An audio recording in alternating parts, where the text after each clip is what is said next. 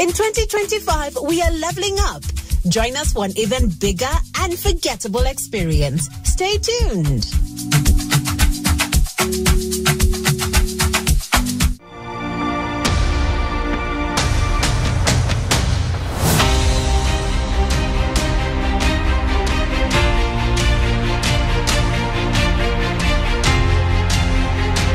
The Government Delivery Unit invites you to witness the transformation and development that has taken place throughout the 47 counties since the Kenya Kwanza government took office. Hii maji na imenisaidia kwa njia kubwa sana kwa sababu saizi kwangu hakuna kitu ninanunuaga. Watch Kenya's transformation journey through the citizens' lens as we take stock of the progress made so far and the pillars set to improve Kenya's social and economic standing. Nilijaribu kuingia SHA, haikutiki muda na imeingia sawa na inanitibu. Tune in on Wednesday, 11th December at 9:40 p.m. on NTV, Government Delivery Unit. Bettering lives the better way. We have what it takes to transform the Republic of Kenya.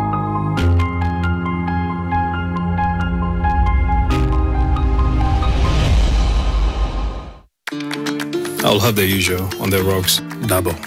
Your profile says you don't drink. How? And I miss out on the silky refreshing test? For real? For real. Well, in that case, I'll have whatever he's having. I drink responsibly. Knock knock. Who's there? Del. Del who? Del Monte. Real, recognize real. No added sugar, no preservatives. 100% real fruit. Hey! Hey! Aha! KFC on a Monday. Nice catch. Hey! I can't wait for payday. Yeah. You. Make the day taste better with a new Streetwise Pasua for only 490 shillings. As a student, you can boost your career prospects by volunteering, especially in organizations connected to your career path. At Park University, we provide holistic training to our students by integrating theoretical knowledge with the requisite practical skills through online and in-person teaching mode. Join us today. Park University, where leaders are made.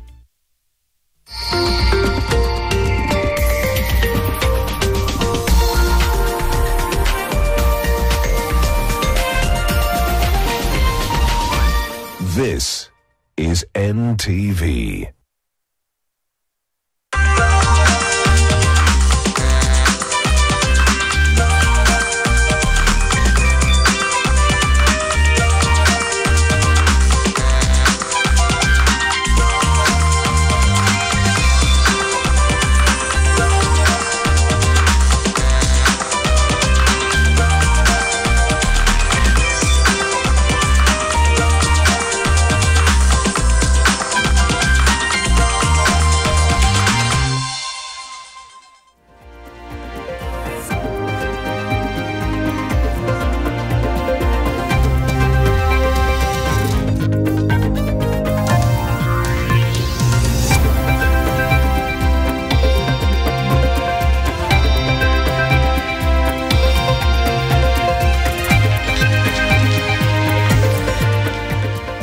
Mtazamaji wangu, ni Disemba tarehe 9 ikiwa ni siku ya kuadhimisha siku ya kupambana na ufisadi duniani. Hapa nchini tume ya EACC imeandaa kikao na wanahabari kuhusiana na hilo.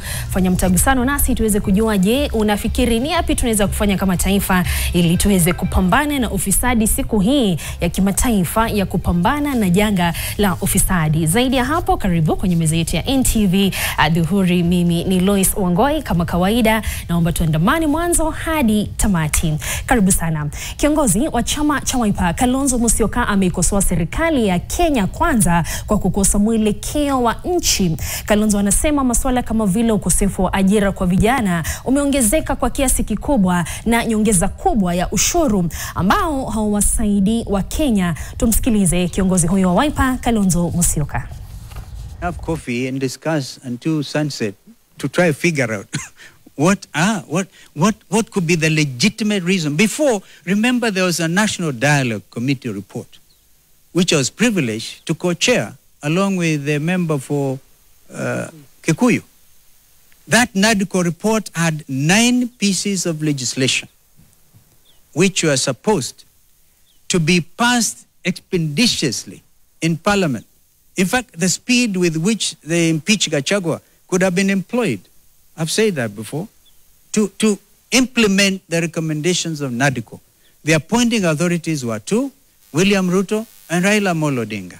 I was answerable to move with speed, but instead putting all manner of clogs and showing political bad faith.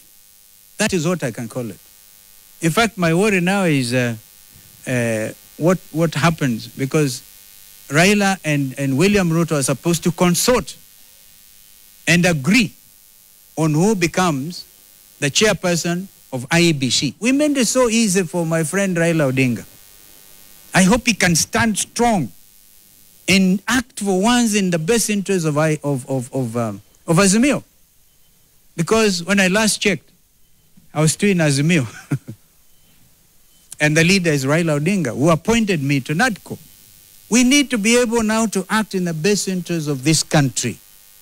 This matter of IBC is the most urgent issue. The people of Banisa constituency lost their member of parliament over a year ago. They're still waiting for a by-election. And others. Why disenfranchise Kenyans? Because of political expedience. But as I said, I invite you, maybe I can share with you some of my thoughts on why the delaying tactics. And if we do that, do not record me and forward to it. Wamehimizwa kuunga mkono shughuli za kupambana na ufisadi nchini. Sasa tume ya EACC imewahimiza vijana kuwa na sauti moja na kutopotoshwa na viongozi wanaowatumia vibaya.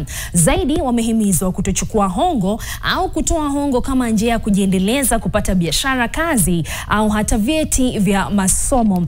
Hivi sasa naomba tumsikilize mwenyekiti huyo wa tume ya EACC, ni Askofu David Oginde, ambaye anasema kwa sasa mbashara. As a governance and development partner, and also observing the elections, there has been a chat about the missing IEBC commissioners. What is your take on that? And going 3 years into an election without the IEBC set in place, does that dent the credibility of the coming election? Thank you very much for the question.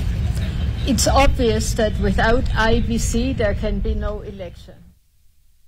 Kunrathi, mtazamaji wangu, mwenyekiti huyo wa tume ya EACC Askofu David Oginde amekamilisha kusema, lakini muda si mrefu tutakuwa tunaungana na mwanahabari mwenza Helen Aura aliye huko atuweze kutupasha zaidi. Tukisonga mbele, mwanamke mwenye umri wa miaka 20 ameaga kutokana na majeraha ya kuchomeka na moto, huku mwanawe wa miezi 2 akiendelea kutibiwa katika hospitali ya rufaa ya Moi jijini Eldoret baada ya nyumba yao kuteketezwa na watu wasiojulikana, ikiwa ni usiku wa kuamkia leo katika eneo la Township mjini Bungoma. Kulingana na shemeji wa marehemu Godfrey Awinja, wahuni wasiojulikana waliteketeza nyumba hiyo wakitumia mafuta ya petroli, wakidhani ni nyumba yake, kufuatia kile anasema ni kulengwa baada ya kuhusika katika shughuli ya kushika na kuteketeza mashine za kamari mjini humo. Concepta Awinja, ambaye ni mamake mkwe wa marehemu, amesema tukio hilo limewawacha kwa hofu na wasiwasi, huku akiomba vitengo vya usalama kuingilia kati na kusaidia kupata haki. Washukiwa 2 wamekamatwa kuhusiana na tukio hilo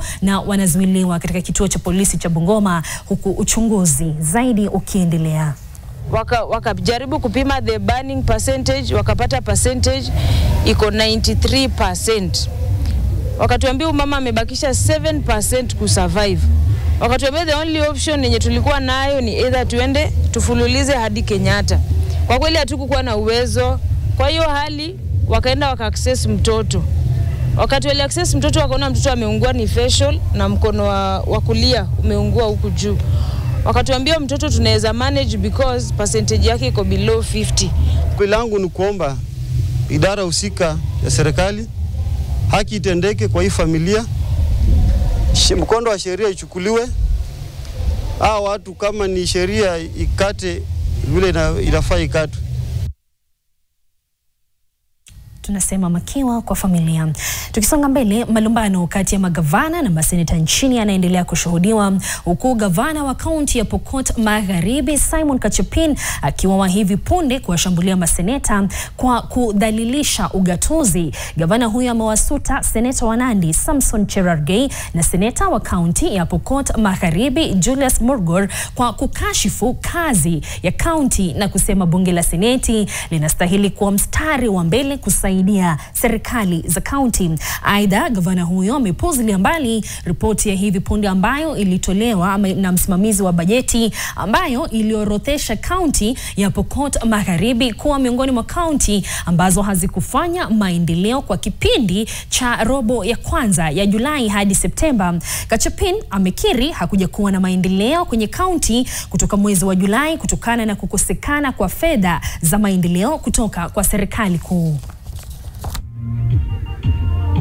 Na nikienda kwa data, mambo mengi mazuri ambayo imefanyika ni mengi. Ukienda kwa afya, ukienda mambo ya barabara, miundo msingi, mambo ya maji na kadhalika imefanyika. Lakini kuna watu wanataka kupotosha nchi hii kwamba mambo mabaya yanafanyika katika counties. Kuna sakuwa na challenges hapa na pale katika serikali yetu yote ya Kenya. Lakini itakuwa ni makosa kujaribu kupaint very negative picture kwa makaunti yetu kwamba haifanyi kazi. Inafanya kazi. Na katika kilimo ni kwamba wakulima wa mboga aina ya kabeji katika mji wa Molo wanakadiria hasara baada ya kukosa soko la kuuza mazao yao. Hali hii imewalazimu wakulima wengi kuacha mazao yao yakioza shambani, huku wengine wakitumia kulisha mifugo wao. Kulingana na wakulima hao, kabeji moja inanunuliwa kwa shilingi 2, kinyume na ilivyokuwa hapo awali ambapo kabeji moja ingenunuliwa kwa shilingi 20. Hivyo wakulima wengi wamelazimika kuacha mazao yao yakiozea shambani kutokana na hasara inayowapata. So kitaboboga uitoe kwa mchaga hadi ikomae inakura shilingi 20. Boga tunabiwa na wanunuzi ni shilingi 2 na sumuni, kwenda shilingi moja amenunua gari sana ni shilingi 5. Twashidwa sasa, ikinunuliwa hivyo tutaenda wapi? Inaweza kuwa economy bado naye inaweza tatiza, ama chakula imeagizwa kwa nchi zingine, sababu ikiagizwa sana chakula kutoka nje zetu huwa zaonekana ni bure. Lakini labda zile sasa kama hizi ziko kwa shamba zinaweza kutana na bei, lakini zile watu waliuza kuanzia kutoka mwezi wa 11 kurudi nyuma zilikuwa na hasara tupu, kwa sababu wengi wao walikuwa nauza shilingi 20, shilingi 10. Actually kuuza mpaka shilingi 20 kurudi nyuma, mkulima wa mboga hawezi pata faida yote. Kwa wakati huu mboga hata haina soko, tunakatakatia ng'ombe, kondoo na hata mang'ombe zetu zimezikataa. Hicho ni kilio cha wakulima. Tukisonga mbele, wanabodaboda wamehimizwa kuwachunga abiria wanawake wanaowabeba hasa kufuatia visa vya dhulma za kijinsia vinavyoongezeka. Kulingana na takwimu, idadi kubwa ya abiria wa bodaboda ni wanawake kwa 60%. Helen Aura anaarifu. Wanabodaboda katika kaunti ya Kakamega walikusanyika kuhamasishwa umuhimu wa kuwalinda kina mama haswa wanapowabeba. Hapa waliekewa mayai kama mzigo, kuashiria mwanamke ni kama mayai, na unapomwendesha kwenye bodaboda lazima umpeleke kwa heshima na kwa mwendo unaostahili. 60% ya wale wanaobebwa na bodaboda Kenya ni wanawake. So kwa sababu hii ni ofisi yako, hii bodaboda wanalipa sana. Kwa sababu hao wanalipa sana, sasa tuangalie hii ndio ofisi yenu, si ndio? Na mtu uchunga ofisi yake. Zoezi hili liliandaliwa kwa ushirikiano na NTSA na maafisa wa masuala ya kijinsia kutoka afisi ya rais. Tujilinde na tulinde akina mama. Akina mama ndio wametuwekelea. Unaishi na bibi, umezaliwa na mwanamke, unaishi na mwanamke. Sawa. Hawa wanawake ambao wanauawa huku, warembo wanauawa hapa, ni dada ya mtu, ni aunti ya mtu, ni mama ya mtu. Kwa hivyo tusikubali, ni bibi ya mtu. Kama vile ungependa hiyo kitu ifanyikie mtu wenyu, sawa, usitaki ifanyikie mtu mwingine. Kwa upande wao, wanabodaboda walipokea mawaidha ya kujikimu barabarani ili kujichunga wakiwa kazini. Mama wapewe kipaumbele, kwa maana ndio muhimu. Kwa mambo zote ndio muhimu. Hata ukianguka hapa, wamama ndio wanakuanga watu wa kwanza kukufika na ukota hata helmet. Jamani, mtu wa watu. Zaidi, wanabodaboda wamehimizwa kujiunga na vikundi vya maendeleo ambapo wana uwezo wa kuanzisha miradi ya kujiendeleza kibiashara. Helen Aura, NTV. Tusalie na kushirikishwa kwa wanabodaboda katika vita dhidi ya dhulma za kijinsia. Na sasa serikali inaonekana kutumia mtindo tofauti kupambana na visa vipya vya dhulma dhidi ya wanawake, serikali ikisema itawashirikisha wahudumu wa bodaboda katika kampeni ya kueneza injili ya kuwalinda akina mama na watoto. Kwa mujibu wa takwimu, wahudumu wa bodaboda wameonekana kutangamana kwa karibu na Wakenya mashinani katika matabaka mbalimbali, na hivyo kuhusika kueneza ujumbe dhidi ya vita vya wanawake ili kuweza kujaribu kuvipunguza. Hakuna haja tukue tunaongea mambo ya advocacy wakati watoto wamekufa, ama wakati wa kina mama wanakufa, ama kina vijana, unaona? So hii mambo ya kijamii lazima tuangalie katika manyumba zetu. Unaona, serikali haiko kwa nyumba zetu. Serikali ya nyumba ni watu ambao wako kwa ile nyumba. So hiyo ndo tunasema sisi tunataka bodaboda wakue our mouthpiece. Tunataka bodaboda wakue our good ambassadors. In the next 2-3 years tutakuwa tunaangalia hii mambo ya safe home, safe spaces, tuangalie mambo ya wajane, mambo ya kina mama na mambo ya watoto. Na tunasema bodaboda riders. Bodaboda riders ndio watakuwa our champions. Mtazamaji wangu, turejelee taarifa yetu kwa mchana wa leo, ikiwa ni Disemba tarehe 6, siku ya kupambana na ufisadi duniani. Mwanahabari mwenza Helen Aura amekuwa na kikao na tume ya EACC, ambapo mwenyekiti amekuwa akiongoza shughuli hiyo. Tayari amesema na wanahabari. Hivi sasa tuweze kusema na Helen Aura. Helen, ikiwa unanipata, ni yapi ambayo ameweza kujitokeza katika masuala ya ufisadi, ikiwa ni kidonda sugu hapa katika taifa letu? Uwanjani wako Helen. Na Lois, tuko katika chuo kikuu cha Strathmore hapa. Shirika la kupambana na ufisadi EACC ilikuwa ikisherekea siku ya kupambana na ufisadi. Mada ya siku ya leo ilikuwa Uniting with Youth Against Corruption and Shaping Tomorrow's Integrity. Hii inamaanisha vijana wamehimizwa wawe kipaumbele katika mstari wa mbele kupambana na ufisadi. Wengi wa vijana ambao pia waliweza kuhudhuria hafla hii wameweza kulalamika na kusema wengi wanaoongea mambo ya kupambana na ufisadi ni wameenea miaka, na vijana wanasema pia wao wangependa wahusishwe katika miradi hii ya kupambana na ufisadi. Lakini changamoto kuu ambayo wanakumba vijana wengi, haswa ambayo ilishuhudiwa katika maandamano ya vijana mwezi wa Juni, wanasema wakati vijana wanapoongea wanapata wameweza kutishiwa, yani wameweza kutishiwa na maafisa wa serikali wakati wanapoongea kuhusu ufisadi nchini. Na zaidi pia wanasema wangependa kuwa waweze kupewa uwazi wa kuongea, ama uhuru wa kuongea bila kuweza kutumiwa maafisa waje waweze kuwateka nyara. Wengine wametekwa nyara kwa sababu ya kuongea na kuweza kusema ufisadi ambao unaendelea nchini, haswa katika serikali hii.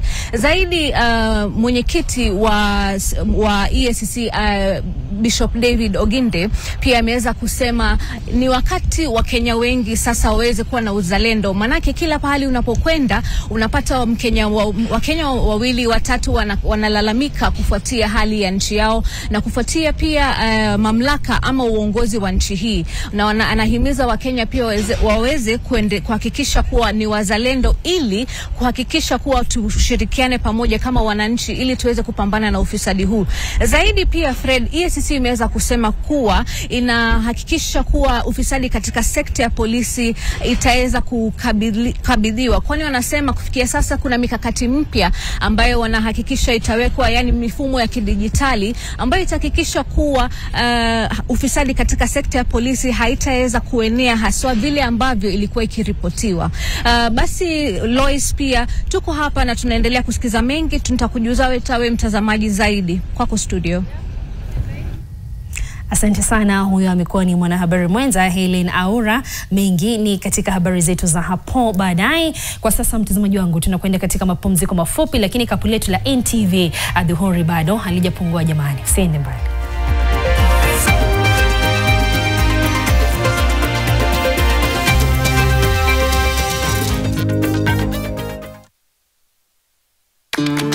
I'll have the usual on the rocks, double. Your profile says you don't drink. Oh, and I missed out on the silky refreshing test? For real? For real. Well, in that case, I'll have whatever he's having. I drink responsibly. Knock knock. Who's there? Del. Del who? Del Monte. Real, recognize real.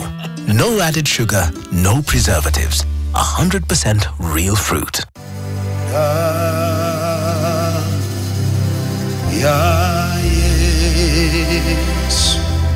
Tarehe 4 on 4th hadi tarehe 15 up to 15th of December mwezi wa 12, Mungu anatupa nguvu kupitia kwa damu na mwili wa mwanawe.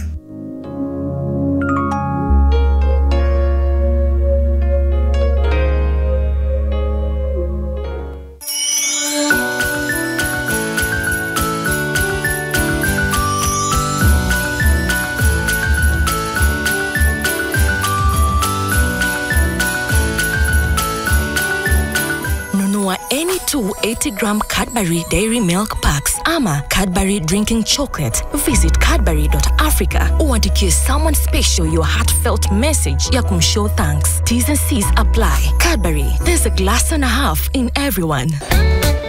Sasa? What's on? Ile stick ya zero sugar nini? Would you club zero? The morning show. Festive seeded bread, zero added sugar, high in fiber and protein. Mkate zero sugar. Soma lebo. Sasa mama Tosh, wewe uko club zero? Nikosa nichekwe.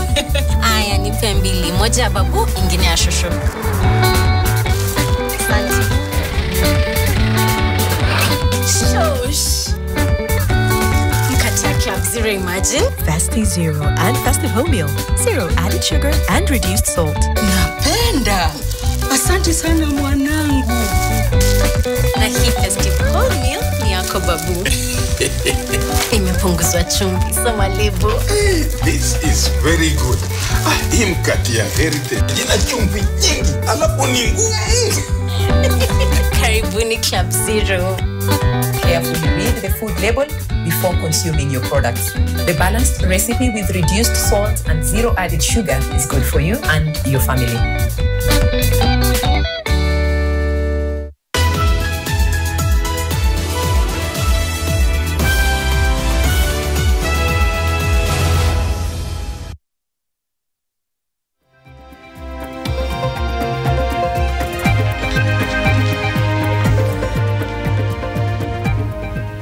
Karibu kwenye sehemu ya pili ya NTV adhuhuri. Uongozi wa kanisa la Salvation Army lililoko eneo la OTC katikati mwa jiji la Nairobi umetoa lalama kuhusu namna mali ya kanisa hiyo inavyosimamiwa visivyo. Kulingana na viongozi, kodi inayokusanywa kwenye maduka ya kanisa hilo inapaswa kuelekezwa kwenye akaunti za kanisa wala si kwa mifuko ya watu binafsi. Inadaiwa kundi la wahuni kanisani hukusanya kodi inayotozwa madukani na kuiweka mifukoni, hivyo kulemaza huduma muhimu kanisani.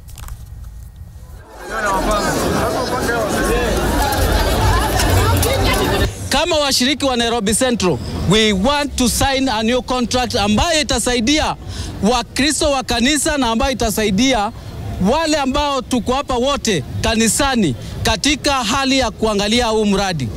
Pesa haitaingia kwa agent yeyote, na watu ambao wanaweza angalia mahesabu, we are learned, we are not stupid, we can run our own project.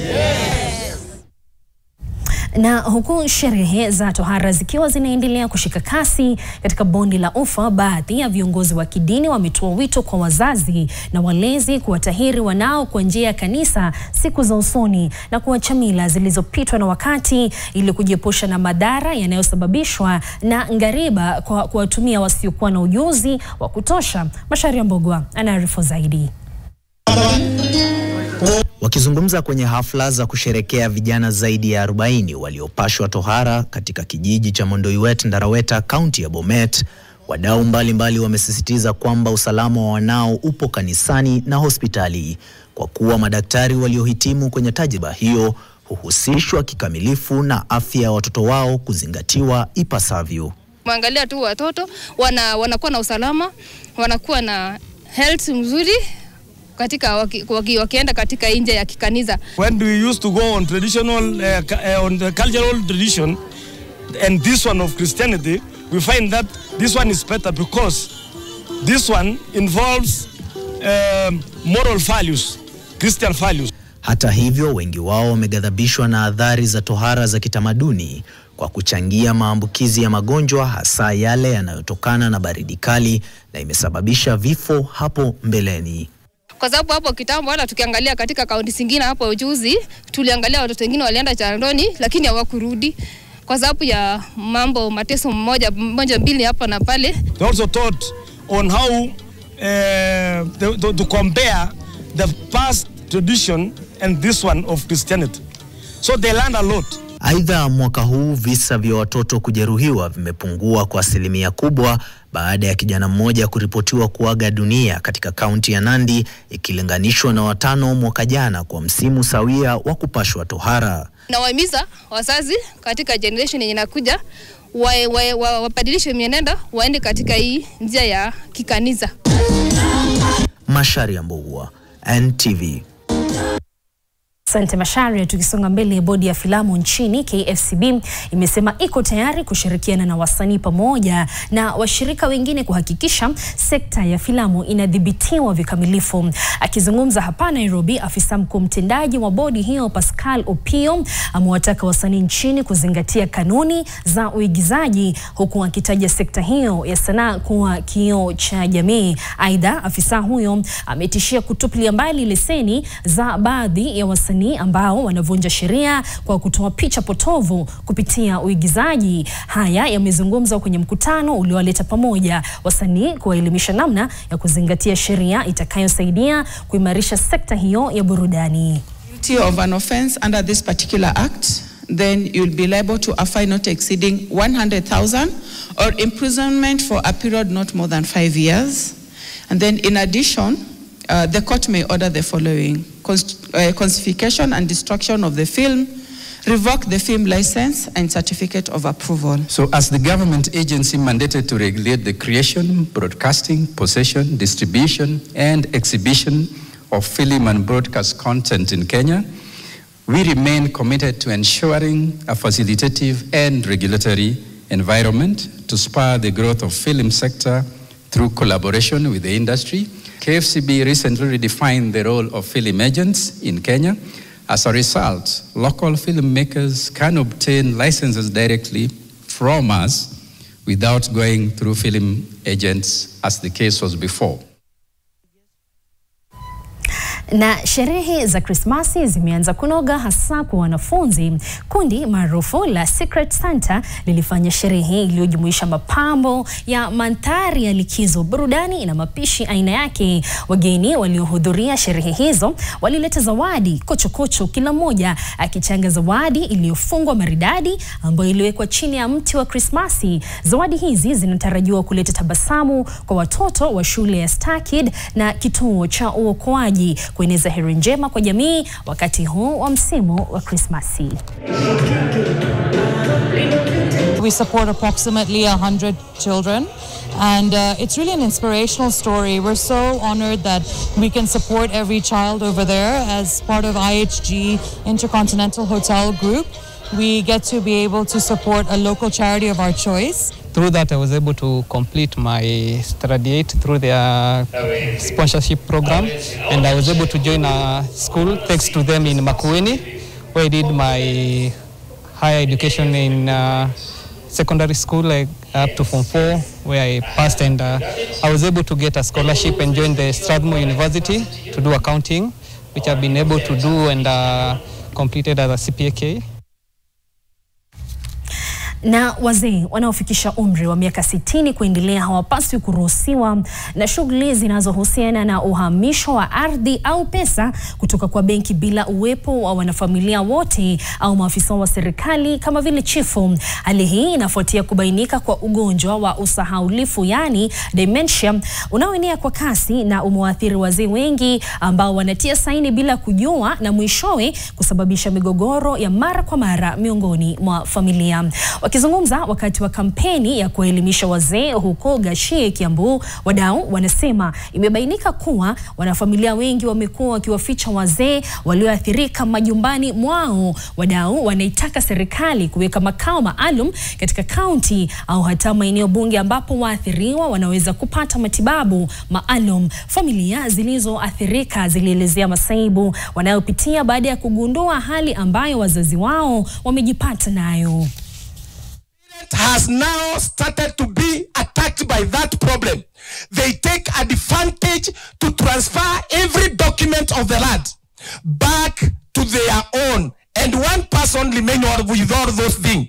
So there is a lot of chaos in families, in community, because one person in the family, he is saying, I am the one that my mother, my dad left with all properties. Za kuitikia huyo mtu ako na hiyo condition inakuwa ni shida kubwa, na kwanza kumwangalia hali yake na kumwangalia venye atakuwa kiishi inakuwa ni shida kuu, na inakuwa ni challenge sana, na hata pia hata jamii yenyewe, hata society yenyewe kabla kuje wajua hii ni nini inaendelea ama nini kinafanyika, inakuwa ni hali gumu sana. Na tamasha la kila mwaka la muziki na tamaduni katika kaunti ya Taita Taveta huwa na mbwembwe na bashasha, huku wakisherehekea tamaduni, muziki na vyakula vya kiasili. Ni jambo linalochochea ukuaji wa uchumi katika eneo hilo. Mwaka huu tamasha hizo zinaendelea kwa muda wa siku 10. Zimeandaliwa katika chuo cha kiufundi cha Taita Taveta na zinatarajiwa kuimarisha uchumi katika sekta ya usafiri, malazi na biashara ndogo ndogo wakazi wa eneo hilo. Mbali na faida za kiuchumi, tamasha hilo pia linawavutia watalii wa ndani na wale wa nje ya nchi. Kama vijana, sababu tunapofanya kitu inapata kutoka na through content creation, ndio sahihi kitu tu tunafanya itupatie mapato na pesa. Kwa sababu hii itachangia sana kwa uchumi katika hii siku 10 hapa Taita Taveta, maanake kwa mambo na malazi, mambo na chakula, kila aina, the economy, we expect an injection of over 40 or 50 million to turn around to be injected within our local economy. Also, it is a great platform for our artists. They're able to interact with other counties nationally.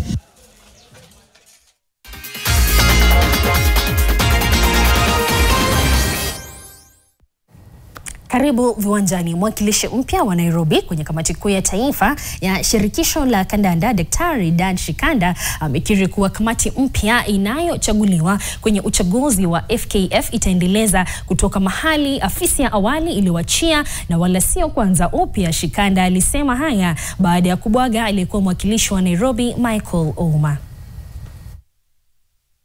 Chini tuone pali federation hii inaondoka imefikisha, na tuone pali tutaanzia. Hatukuji tuseme sisi ndo tunajua zaidi. Kuna vitu 2-3 labda walifanya vizuri, tunataka tutumie hizo kama muundo msingi, na sisi wenyewe pia tuone pali walifanya vibaya, tujaribu kadri ya uwezo wetu tuhakikishe kwamba mtoto wote anazaliwa katika hii nchi na anataka kucheza mpira atapata nafasi mzuri sana ya kucheza mpira, kwa vile tunataka tuanze muundo msingi wa mpira katika hii nchi. He has fought for it, na vile amepigania hiyo kiti, niko na uhakika kuna kitu yuko nao ya kuofa the youth in this country, and tuna look forward kwa mpira yetu kuimarika under Hussein Mohamed. Na Jungle Potters ndio washindi wa nishani ya shaba wa ligi ya mabingwa ya Naivasha msimu wa mwaka 2024 ambao utaisha tarehe 15 wikendi ijao. Potters walishinda 11 Stars mabao 3-2 kupitia mikwaju ya penalty baada ya sare tasa ndani ya muda wa kawaida uwanjani Naivasha. Wakati huo wanadada wa St Andrews walipepeta Mai Mahiu Queens magoli 9-1 katika mechi ya kuwania nafasi ya 3 upande wa kinadada. Kuhusu ligi ya conference ni kuwa Kariakoo wazee waliwanyanyuka Wilfred mabao 2-1 na kuambulia nambari ya 3. Wikendi ijayo Naivasha Police itapambana na Oseren katika fainali kuu inayosubiriwa kwa hamu na hamumu. Sasa ndio tuko karibu kufikia kikomo, ambao fainali itakuwa tarehe 15 Disemba pale katika uwanja wa Kehoto. Timu ya Naivasha Police itakuwa inacheza dhidi ya Oserian Youth. Kwa hivyo nawaalika mashabiki wote, wachezaji wote, nawaalika sehemu ile pale katika sehemu ya Kehoto ambapo itakuwa ni wikendi ijayo. Na vijana katika kaunti ya Trans Nzoia wamehimizwa kukumbatia michezo na teknolojia wakati huu wa likizo ndefu. Akizungumza katika hafla ya kuzindua wakfu wa mashindano ya wakfu wa naibu inspekta wa polisi Gilbert Masengeli, Humphrey Muchuma, mkurugenzi mtendaji wa Inua AI, alisisitiza umuhimu wa kuhimiza vijana kushiriki katika michezo na kufuata taaluma katika ulimwengu wa dijitali na hivyo kukuza mustakabali wenye matumaini zaidi kwa kizazi kijacho. Mashindano hayo ya wiki 3 yamevutia timu 48 zikiwania tuzo mbalimbali. Timu 3 bora zitatunikiwa pesa taslimu baada ya fainali Desemba tarehe 31. 48 teams, junior 8 teams, ladies 8 teams and 32 men teams. It will cover the whole of Sapoti constituency.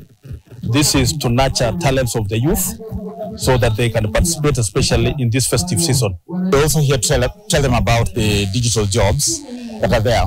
So as we well know, the world is changing.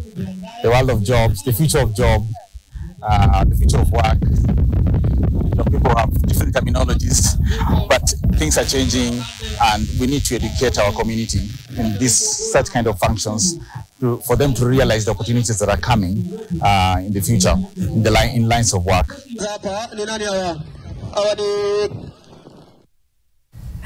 Na Chelsea imepunguza pengo kati yao na viongozi Liverpool kwa pointi 4 baada ya kutoka chini ya mabao 2 na kuyathibu Tottenham mabao 4-2 ugani Tottenham Hotspur. Spurs ndio waliochukua uongozi wa mabao 2 ndani ya dakika 10 za kwanza kupitia Dominic Solanke na Dejan Kulusevski. Jadon Sancho nayo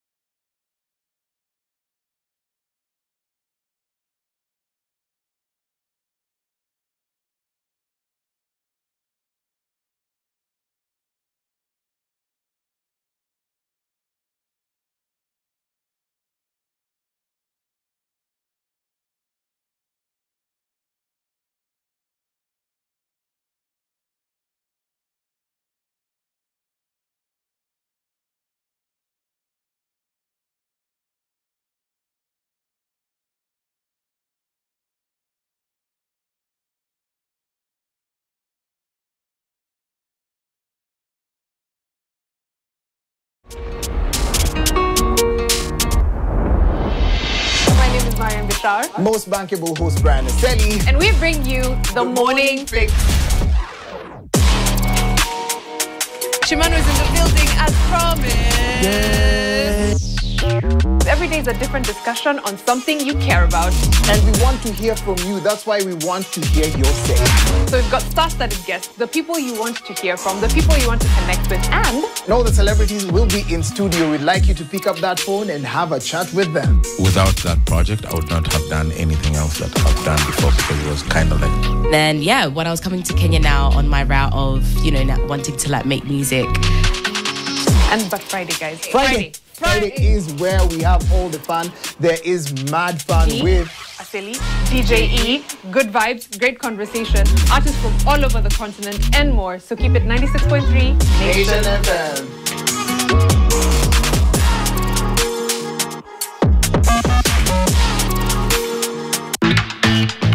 Are you curious about that dazzling look? How do you define beauty? And how to dress elegant, glitz, and glamorous.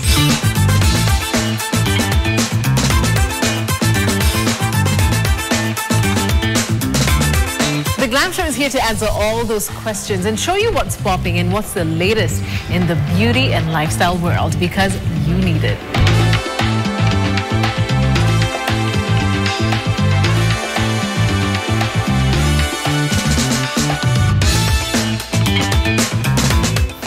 Look your best and fall in love with Into the Glam, only on NTV.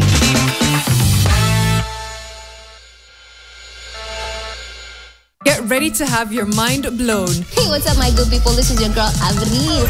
We're bringing you the hottest show in town. The king of gospel, and I represent for Quantum Mix. Yo, Butrus aka the Sharp God up in the mix, you know what I'm saying? NTV, shout out to you, bro. From exclusive interviews with the biggest names in the game. And snippets from your favorite live performances. Don't miss out on the fun. Tune into Kwetu Mix every weekday from 5 to 6 p.m. only on NTV. For fast relief of strong pain, like headache, toothache, and muscle pain. And I am finally released from pain and ready to be there for those who need me. Try Panadol Extra for fast and effective.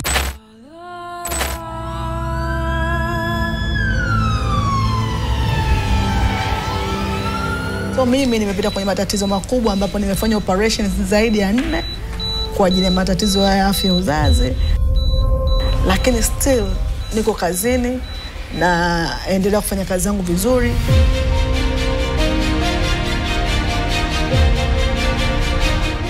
Naitwa Zora Malisa, ni managing editor wa Online Mwananchi Communications Limited.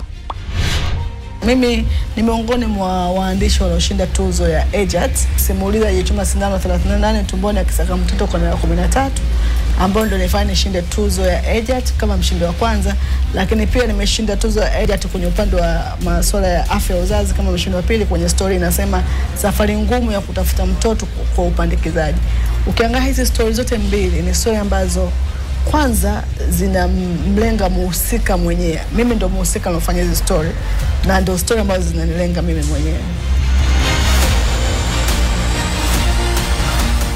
Kwa nimeandika kitu ambacho nakiishi, nimeandika kitu ambacho na experience, nimeandika kitu ambacho nafahamu maumivu yake ya kutafuta mtoto, nafahamu namna ambavyo jamii inamuona mwanamke ambaye ameingia kwenye ndoa, amekaa tu mwaka bila kupata mtoto. Kwa ile tuzo ilikuwa kwangu ni furaha zaidi kwa sababu tu na wafanya wanawake wengine waone kwamba wanatakiwa waendelee kuishi, yani maisha yake ni muhimu zaidi. Kwa hataki kujiumiza sana kwa sababu ya kukosa mtoto, haitaki kutumia hadi yake ya mwisho sana kwa sababu ya kukosa mtoto. Kwa kwangu ilikuwa furaha kubwa kwa sababu tu ya kuona tunaanza kupata mabadiliko kwenye jamii yetu. Tunaanza kuzungumzia issue ya mwanamke kukosa mtoto na namna gani nyingine ya kutafuta nafasi nyingine mpya, fursa ya kuweza kumsaidia mwanamke aweze kupata mtoto.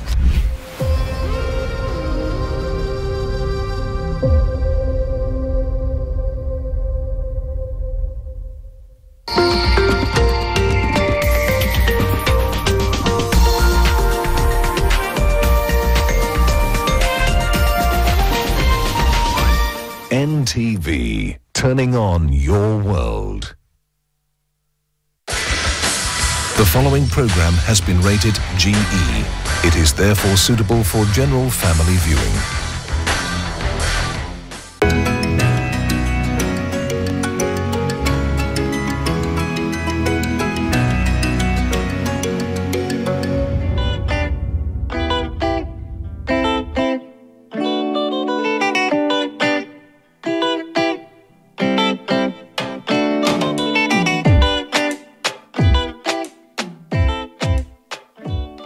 So vipi watu wangu, have you ever thought that as a family you can come together and do something that will grow you as an individual na pamoja kama familia? Do you even know that even the biggest companies in the world, they are made of families? That is why today I'm taking you through a chama that has a story of family, watu wamekuja pamoja to do something to move them to another level, and this team wants to go global and international. Vipi Joy, mambo? Fiti sana. Au jealous? Si jealous tu mimi. Naka fiti sana. Karibu sana. Nimekuwa nikikimbiza chama. Na savings kidogo. Sasa leo utakimbia sana. Mimi niko fit kabisa. Nimekuleta huku ni Kiambu County. Mtaa moja safi sana tena wazito ndio Kino. Yes. And it's very beautiful. And very cold. Very cold too. Yeah. Well, as you ponder on the questions that Steve amekuachia, today's chama is going to introduce you to a whole new level. Tumedili na mashamba, tumedili na agriculture, but today we're going to actually be talking about a man's best friend, fur babies. So if you're at home, mko na madogi, si zile za kuzurura tu, did you know you can actually take really good breeds and make a business out of it? And today we will give you all the details. So if you're interested in dogs or interested in business, stay tuned as we take your chama to the next level. For suckers out there, dogs are the new way to go. In this episode of the Chama Show, our focus turns to family chamas and how they serve as a foundational base for starting successful businesses. The concept of chamas can be a powerful tool for families looking to start a business, offering a way to gather capital and share risk. Now when they say dog is man's best friend, now I can believe when you give it love and affection, inatulia. Nimeonyeshwa kuishika hapa kidogo na imetulia. Now this is a family chama waliamua ni kudili na maumbo. Na sio umbo ya kawaida ile mnaitaka huko ati hapana, hizi ni umbo zimetulia, ziko na trainer. And I want us to be taken through by Anthony himself, ambaye ndio director at Phantom Dogs, atuambie more about this. Na hii mwenye ajui mwenye kwa nyumbani, this is an American Bulldog. So Anthony, yes. Katoe nasikia ni kama kaneza nyuma. Hizi kuma. Kashikilia vizuri, nasikia ni kama inaniambia inataka kuniongelesha kizungu ishuke. So Anthony, mimi nataka leo mimi na fans wangu pale utuambie more about this dog. Inakaa fiti sana, utuambie story ya madogi kabisa. So maybe I can give you a brief background. We have been doing this for the last 4 years. So it's purely family owned. It started off, let's say my father is the one who started us off. Okay. So he introduced us to dogs at a very early age, and we have always lived with dogs.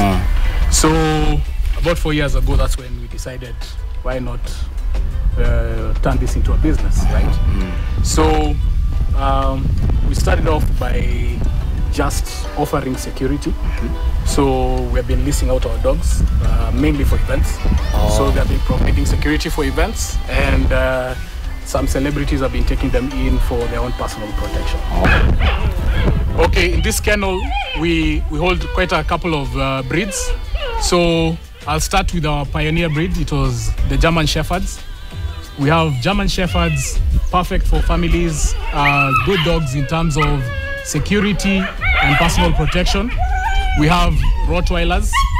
Rottweilers, yet again, good for family protection and well known for their aggression and being dominant and self-aware of themselves. We also have the Malinois. Malinois, best loved even by the military. These are very agile dogs, fast dogs. One of those dogs that if it's released, the probability of you outrunning that dog is 0. We have the Caucasian Shepherd, big dog, built.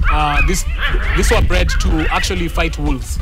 So if you're looking for a big dog that can protect your farm or something like that, go with a Caucasian Shepherd. We also have the pet breeds, specifically Spitz and Maltese. And as I mentioned earlier, this is our new line. These are the American Bulldogs. These are now going to be family protection line. And all these dogs are available. And they all come trained when you buy them. So tuseme Buda ndiye alionyesha hii story. Akamwambia ni aje hata kama umesoma uko na masters yako tuende kwa umbwa. So muli receive tu directly ama muliuliza mzayali wa take through ndio mkasema no, this is good business, we want to stay with the friends ama how did it go? So yeah, kuna background kiasi tuseme ya security. Okay. So with that, that's when he introduced us now to stories Amadogi. So initially we grew up in Kino. Wewe umeniambia ni American Bulldog. Tell me more about this dog. Na kina kichwa kubwa alafu ziko aje Kenya zina thrive aje, environment ya Kino ina favor, ikiingia job ina behave aje? Sasa kama huyu ni family protection. This is specifically now this is a new line we are going into for family protection. What does that mean? So for family protection, what we are looking at, I'll say in terms of Phantom right now, what we're looking at is how can we provide you with a dog that can stay with your kids, right? So I have a 1-year-old son na wanakanga pamoja. Kwa hivyo mimi nikiwa huko nje nimekalia kiti ya matatu inakalia sofa zote kwa nyumba. So the whole idea with us trying to build family protection dogs is that a dog that hata wewe ukienda sisi tunakwanga na mashughuli mingi. So the way we have trained our dogs, we have trained them in such a way, one, they can walk in a crowd. Unaweza tembea katikati ya crowd because remember we do events. Oh yeah. 2, they attack on command. Attack on command. Yes. Or what they perceive as a threat. Sasa.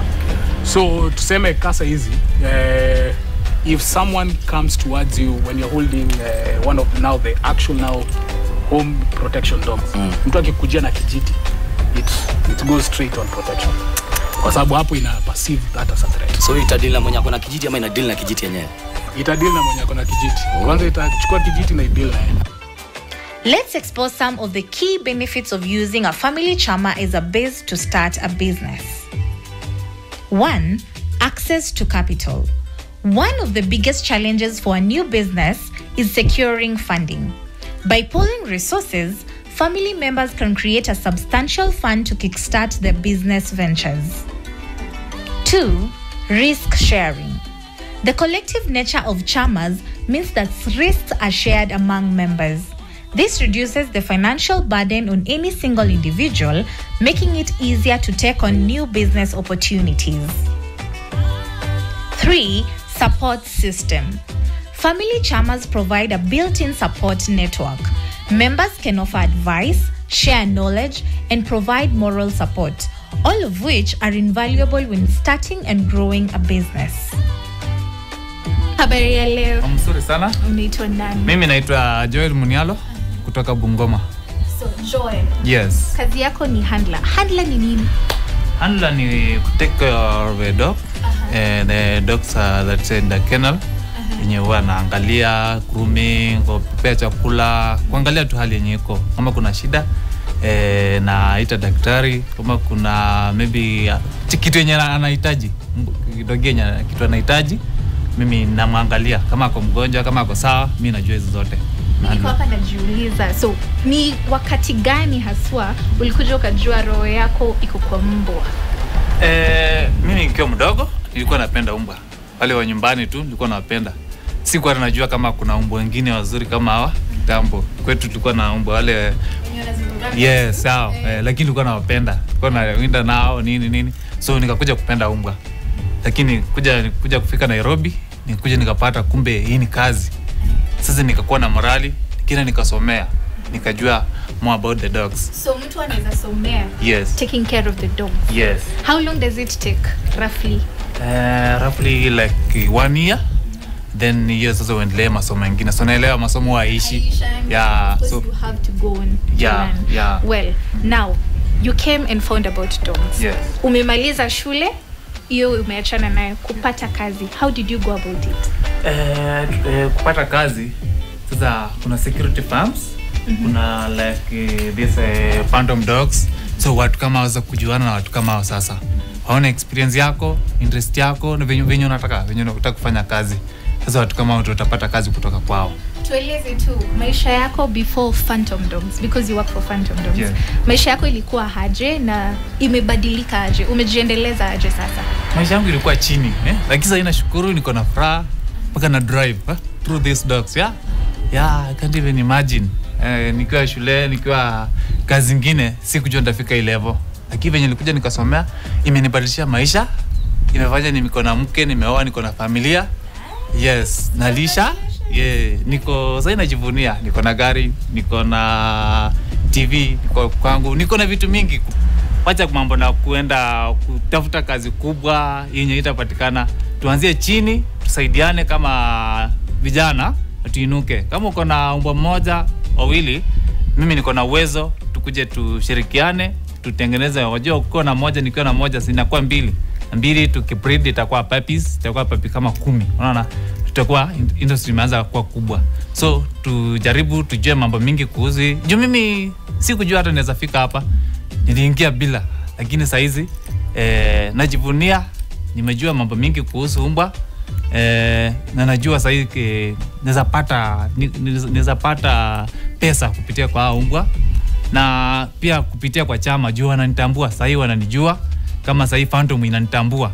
Nikitaka chochote kama chama watanisaidia, na vijana tujiunge kwa chama, tukue chama. Tusipotelee mahali kwingine sijui nini, tukitafuta kitu yenye tujui. Tujiunge kwa hii chama ya Kenal na tujisaidie, tukue na tutapata pesa, tutajijenga kimaisha. Asante sana. Juu wakati nikitoka shule nilikuwa napanga kusomea kama lawyer.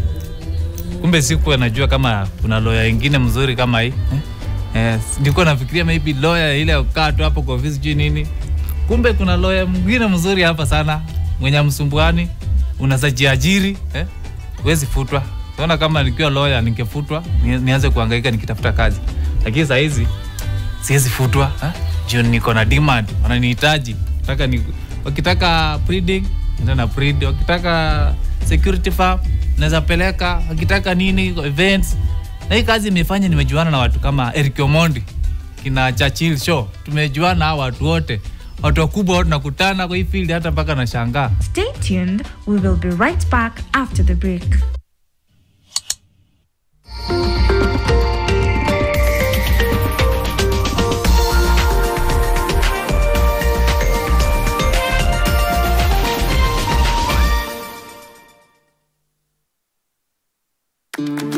I'll have the usual on the rocks, double. I'll have whatever he's having. Real recognize real. No added sugar, no preservatives. 100% real fruit. Are you ready?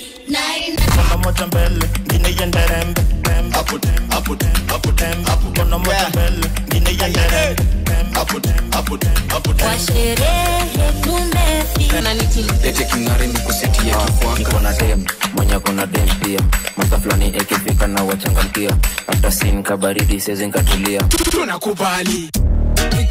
Gateka. Kila mtu Cash pop za Nyandaro ni mawaru.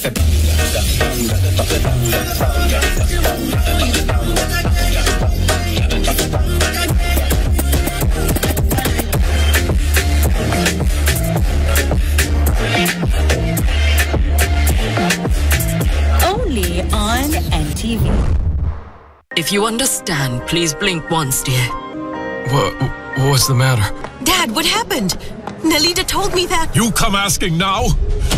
When your mother is intubated and unconscious? She's intubated? Hey, don't touch. I just said I don't want you to enter my house. Leave or I'll make you. Ooh, I'm scared. What? Leo. Oh, darling. No. No. Don't cry. You are the one. You are the one. In association with Nivea Nourishing Cocoa Body Lotion.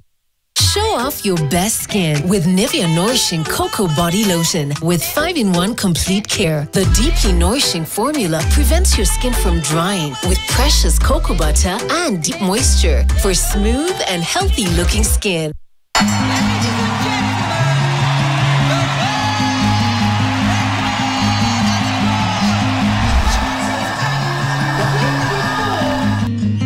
Tumekaa tukiombanga, si hata tupate World Record. Alipopata hiyo, tumwambia Mungu asante. As I am talking now, most of them are ladies, but those who are in this camp change their names to be Chebets. They believe that by calling yourself Beatrice or Chebet, you will conquer the world.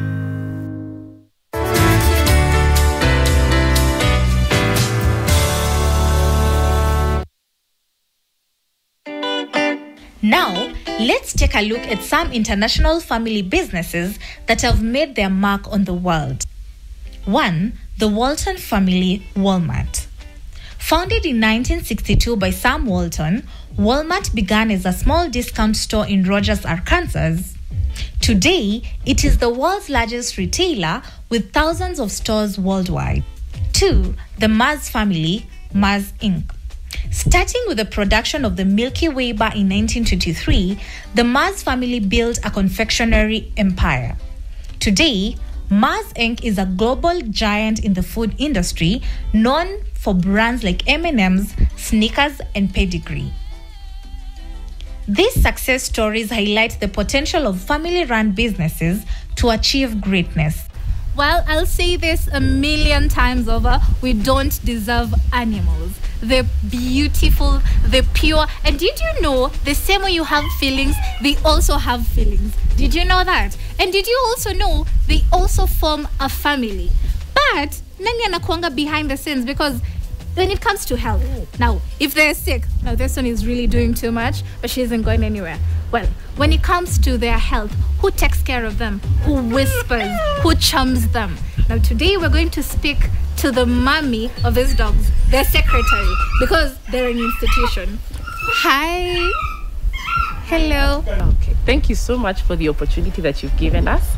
It's such an opportunity to be able to actually come and share the excitement, the joy we tend to feel when we are dealing with these little patients of ours. So today I come here seated as the secretary, the dog whisperer, the one who knows what these little guys keep telling us. Where you cannot be able to hear, I can be able to hear. So my name is Dr. Esther Masharia. I belong to the Phantom Group Chama. I am the veterinary surgeon in this group. I'm here to take care of these dogs, here to advise you, here to take you through why you need to choose this specific dog, how you need to take care of this specific dog, what requirements you need to take home with you when you're dealing with these specific dogs, and what different dogs we actually have with us here. And we will come back to that after, with a little digging, kidogo tu hapa. She has something special. She is a farmer. Tell us a bit about that. Okay. Joy has asked what it means to be a farmer. I am a farmer to 7 dogs myself. I have 1 German Shepherd, I have a Borbell, I have Spitz, I have Terriers. So being a farmer is a new coin, or rather the new name that has been coined, of being a mom to many fur babies. These are our fur babies. You can be a fur mom to cats, you can be a fur mom to dogs, but personally I am a fur mom to the dogs. Yes. Now, she talks about dogs as a whole institution, as a family. We'd like to know, when it comes to the structure, how do you go about it? When it comes to bookkeeping, because you do the books for these dogs, ensure they're healthy, first off.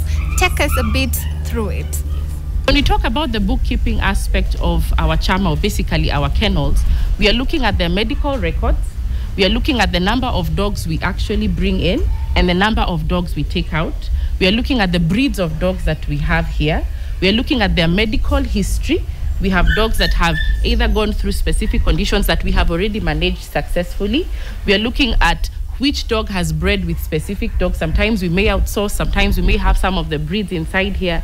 So, for example, in our vaccination, I'm right here holding a 2-month-old German Shepherd Sable. This dog is fully vaccinated up to the age. Okay, so each vaccination has a specific timeline We have deworming timelines. We have the timelines for tick and fleas. We have to manage their external parasites. We also have the timeline for how many times we feed them, what we feed them, because the amount of food and the type of food we give is actually directly proportional to the size of dogs we have, to the strength of their bones, to their health in total. So that's one of the aspects we also have when it comes to the medical records. Well, now you've spoken about different breeds. Now, what we know is different breeds have different needs. Now, is it important for a person to actually know what exactly they want? Yes. When you come to me as a vet, or when you come to us as the kennels, one of the key questions we would ask you is why. Every specific breed has a specific job. We have breeds that take care of strictly the security aspect. We have breeds with very powerful noses, so their work is actually to sniff. We have breeds that offer emotional support. We have breeds that are trained, that are very good in terms of hunting. We have breeds that are working dogs. So the first question we ask you when you come and tell us that you require a dog is, why do you want a dog? What is the purpose of your dog? Have you had a dog before? We have breeds that we recommend for first-time owners, and we have breeds that we recommend for seasoned owners. So we don't just give you a dog, because in a few weeks or in a few months, you'll come back and tell me, hey, Daktari, the dog you gave me, I no longer want this dog. Oh, my name's Sir James Nganga. I am a dog trainer. Na nimekuwa na experience ya 3 years now. Nimefanya na Phantoms dogs for 2 years now. Na huwa na train house training kama EG, potty training, obedience. Mbwa ikiletwa mara ya kwanza kwangu, mimi hu take time nayo, tunaenda walks so that tunaweza bond. Sasa after hapo ndio sasa naingia ile specific ile kitu yenye huyo mtu ameniambia niifanyie hiyo dogi. Kuna zina require attention more than others, so ina depend na maybe ingine iko na high drive, unapata ingine iko na low drive, lazima ujaribu ku level, so that isisumbue sana. Mimi kama trainer, ukitaka kutrainiwa umbwa, anything unaweza tupata kwa Phantoms dogs. The concept of chamas can be a powerful tool for families looking to start a business, offering a way to gather capital and share risk. Does it take for a family member to be in this chama ya umbwa? Najua kuna wale wanakuja, hey, I'm from diaspora, I cannot be able to raise dogs, so mnahandwa je mambo ndio member akuwe ndani ya chama ya umbwa? So the first thing is all members have to have 2 dogs minimum, right? Okay. So tukisema as a member uko na mbwa zako 2, alafu every month you expected to come at least once kukuja kuchunga umbwa. Oh. Yeah. So see una invest unless uko diaspora. Yeah. Niko na ndugu yangu yuko karibu. Oh. Yeah. Na bado ni member. Yeah, ni member. This is a very investment heavy kind of project, right? Yeah. Na umeona mtu kama Joel, you've seen James. Yes. And these are people who have decided to try something different, right? Right now, if you look at it, there is such a big problem in terms of employment, right? And if we do not teach our youth how to diversify their thinking, right? Watakwama hapo, right? Kavile umesema tu mtu anaona dogi, anaona hii dogi ni ya kutupia mawe. Hii hakuna kitu kingine naweza nifanyia, unaona? Kwa sababu you can imagine if you have a sniffer. Yes. Ile hiyo hata kama unaishi kwa bed sit unaweza ishi nayo. The only thing una need kujua, hiyo mbwa lazima uichunge kama mayai. Hiyo mapua ndio inakulipa, si kitu kingine. Sense of smell ya dogi iko juu kuruka. Hiyo ndio inakulipa. Unaona hiyo dogi kusniff hiyo ndio. Family chamas offer a unique and effective way to pool resources, share risks, and support each other in the pursuit of business success. Until next week, reach us on our social media pages and the number below. Chama Show, building wealth, building community.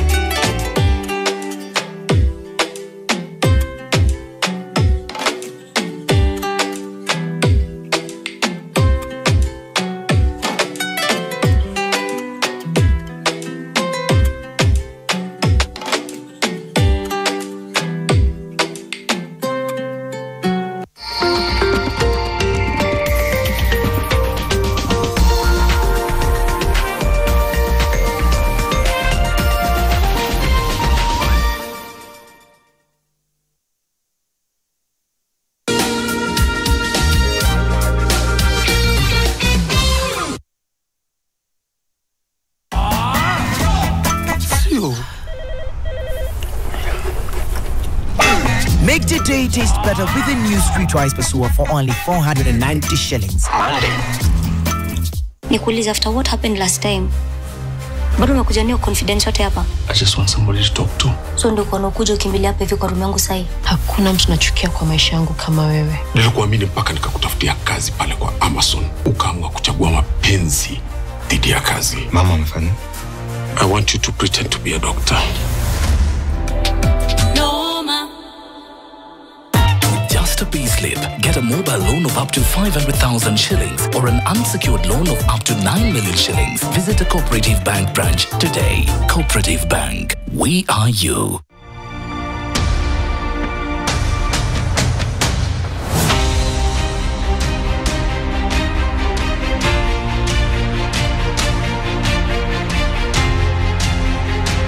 The Government Delivery Unit invites you to witness the transformation and development that has taken place throughout the 47 counties since the Kenya Kwanza government took office. Hii maji na imenisaidia kwa njia kubwa sana kwa sababu saizi kwangu hakuna kitu ninanunuaga.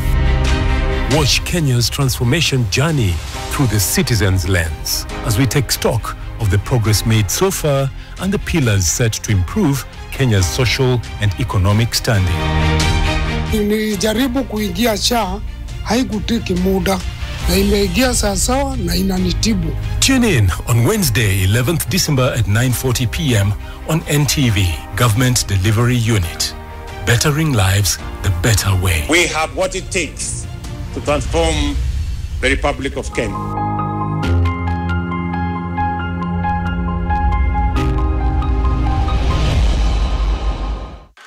The truth is not governed. The truth governs our beliefs, our faith, the trust we give, the democracy we seek. When held back, it always breaks free. Seek the truth. Set yourself free. Subscribe to read online at epaper.nation.africa. Daily Nation, the truth unfiltered.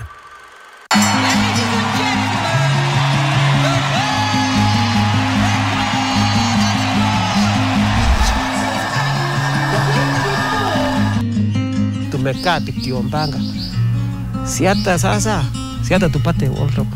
Alipopata hiyo, tumwambia Mungu asante. As I am talking now, most of them are ladies, but those who are in this camp change their names to be Jebets. They believe that by calling yourself Beatrice or Jebet, you will conquer the world. Want to know the biggest story of the week? Do not worry. The Weekly Review got you covered. For in-depth analysis of politics, business, governance, as well as social issues, the Weekly Review covers it all. For well-researched, exclusive and investigative content, read the Weekly Review every Sunday in the Sunday Nation.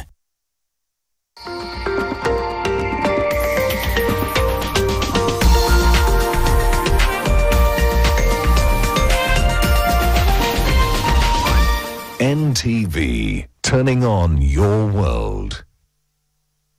The following program has been rated PG.